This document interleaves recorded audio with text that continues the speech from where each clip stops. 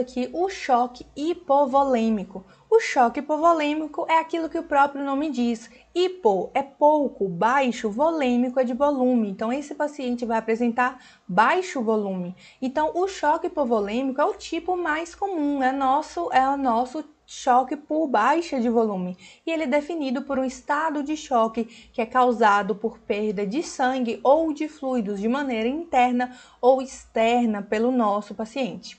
As causas de um choque hipovolêmico podem ser várias, entretanto, nós temos algumas mais comuns, como as hemorragias, que podem estar relacionadas a traumas ou a cirurgias, desidratação extrema em nossos pacientes, pacientes com muita náusea, diarreia, sudorese excessiva, que perdem muito fluido, e pacientes que sofrem burns, pacientes que sofrem queimaduras graves que resultam na perca excessiva de fluidos corporais. Essas são as causas principais do nosso choque hipovolêmico, tá?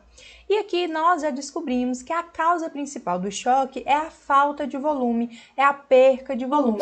Então, quais serão os sinais e sintomas? O primeiro deles, o paciente vai apresentar ali uma pele fria e úmida, que é a nossa cold e clammy skin. Isso acontece em decorrência dessa baixa blood pressure, baixa pressão arterial. Um paciente com baixa PA, ele vai apresentar, gente, uma baixa perfusão. Então, se não há perfusão tecidual, nós teremos essa cold e clammy skin. O paciente também vai apresentar ataque cardíaco compensatória, que é um evento compensatório, e ataque apneia compensatória. Aqui existem duas métricas que nós podemos monitorar no nosso paciente, que é a CVP, que é a Central Venous Pressure, que é a pressão venosa central, que tem um range normal de 2 até 6 milímetros de mercúrio, onde 6 milímetros de mercúrio, acima de 6 milímetros de mercúrio, nós temos um paciente com fluid overload, com excesso de fluidos, e abaixo de 2 milímetros de mercúrio, nós temos um paciente extremamente hipovolêmico, tá?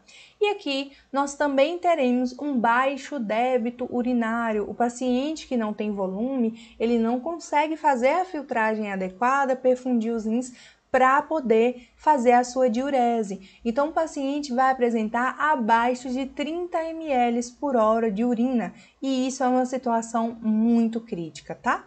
Então, quais são os sinais e sintomas, o apanhado geral dos principais sinais e sintomas para a gente?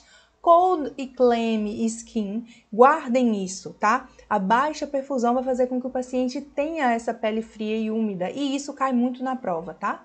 A baixa pressão arterial, que é uma característica de choques, de todos os choques, baixo débito urinário, baixa CVP, taquicardias e taquipneias compensatórias. O tratamento aqui é intervirmos nas causas de base. Então, o tratamento aqui tem uma prioridade, que é a estabilidade hemodinâmica do nosso paciente. Nós precisamos aumentar essa perfusão, aumentar essa CVP. E aí, existem algumas coisas que nós precisamos fazer. A primeira delas é posicionar o paciente. Então, vamos abaixar a head of bed, que é a cabeceira da cama, imediatamente. Esse paciente precisará ficar em supina ali, tá? Para que o sangue retorne e perfunda a região cerebral do nosso paciente, tá bom? Nunca posicione o nosso cliente com hipovolemia em high Fowler position, porque isso vai dificultar o retorno venoso do paciente e a região cerebral do nosso cliente vai ficar hipóxica, vai ficar sem perfusão. Em seguida, nós vamos de soro fisiológico de NaCl 0,9%, que é a nossa normal saline. Nós vamos administrar fluidos, precisamos aumentar o volume dentro dos vasos do nosso cliente. E só então, depois de aumentar o volume dentro do vaso do cliente, nós vamos com vasopressores, que seriam a nossa norepinefrina e a nossa dopamina IV. E com relação a esses vasopressores, que vão fazer ali a vasoconstrição, vão acelerar o heart rate do nosso paciente, nós temos algumas notas. A primeira deles é que é uma questão mesmo, não atrase bolsas de vasopressores, especialmente a norepinefrina. Ainda que o nosso paciente apresente uma melhora no seu quadro, isso não é imediato, o efeito não é duradouro e o paciente poderá sim vir a regredir no quadro dele. Então não atrase bolsas de norepinefrina.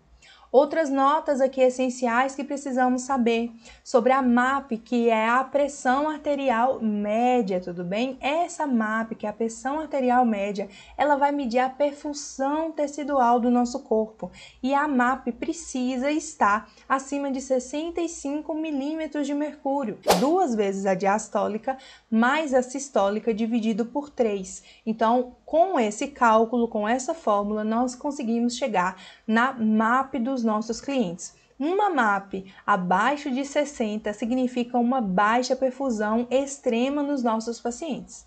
A CVP, nós temos aqui o range que nós já falamos anteriormente, que vai de 2 a 6 milímetros de mercúrio, onde 2 é uma hipoperfusão severa e acima de 6 nós temos um fluid overload, tá? E por último, a última notinha aqui sobre o nosso choque hipovolêmico é que esses pacientes não possuem perfusão, e especialmente perfusão periférica. Por esse motivo, é difícil monitorar a saturação de oxigênio do paciente. O local mais indicado para se colocar, para se posicionar ali um sensor de saturação de oxigênio é a testa do nosso paciente, a região central aqui, ao invés das extremidades do paciente, porque a baixa perfusão afeta na leitura do nosso oxímetro.